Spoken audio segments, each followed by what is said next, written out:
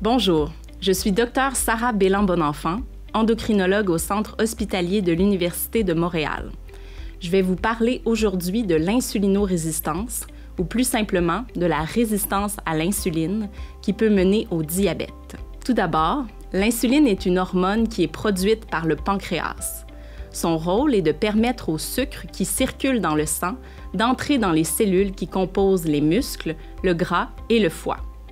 Le sucre est alors utilisé pour fournir de l'énergie au corps ou être mis en réserve pour plus tard. Lorsque les cellules ne répondent plus aussi bien à l'action de l'insuline, elles n'arrivent plus à utiliser aussi facilement le sucre dans le sang. En conséquence, le pancréas doit compenser et produire davantage d'insuline.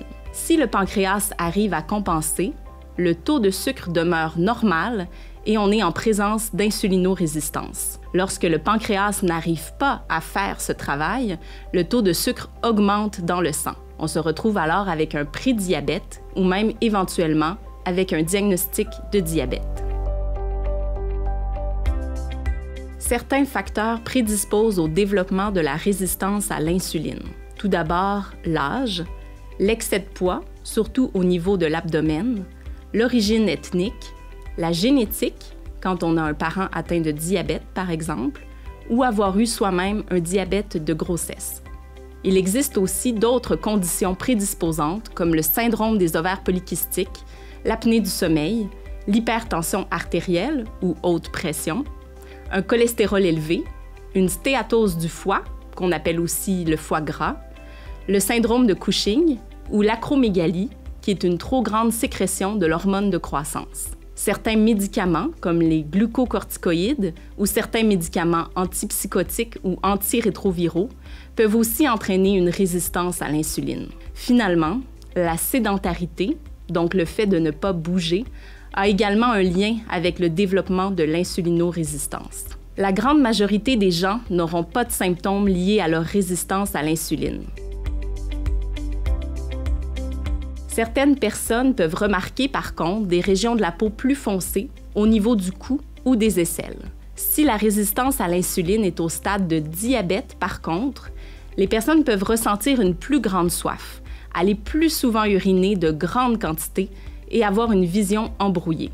Elles auront davantage tendance à faire des infections et peuvent même perdre du poids de façon involontaire. Chez une personne qui a déjà un diagnostic de diabète de type 1, l'augmentation des doses d'insuline nécessaires pour maintenir un taux de sucre normal peut aussi être le signe d'une résistance à l'insuline qui est en train de s'installer. On diagnostique précisément la résistance à l'insuline avec un test utilisé à des fins de recherche. En pratique clinique, un ratio entre l'insuline à jeun et le taux de sucre à jeun peut nous donner une indication de la présence de résistance à l'insuline. De manière courante, les tests visent principalement à dépister un prédiabète ou un diabète. Tout d'abord, on prend la glycémie à jeun, soit le taux de sucre au lever le matin. On mesure ensuite l'HbA1c, soit l'hémoglobine glyquée, qui reflète les taux de sucre des 3 derniers mois. Et enfin, on fait parfois un test qui s'appelle HGOP, hyperglycémie orale provoquée. Pour ce test, on vient mesurer le taux de sucre 2 heures après avoir consommé 75 g de sucre. Une anomalie à un de ces 3 tests nous permet d'identifier un prédiabète ou un diabète selon le niveau d'augmentation du taux de sucre. Il n'y a pas de médicaments qui permettent de traiter directement la résistance à l'insuline. Par contre, certains médicaments utilisés pour traiter le diabète, par exemple la metformine, permettent d'améliorer la sensibilité à l'insuline. On ne peut pas changer les facteurs prédisposants comme l'âge et la génétique. Par contre, l'adoption de bonnes habitudes de vie peut améliorer votre résistance à l'insuline et ainsi vous protéger contre le développement de diabète.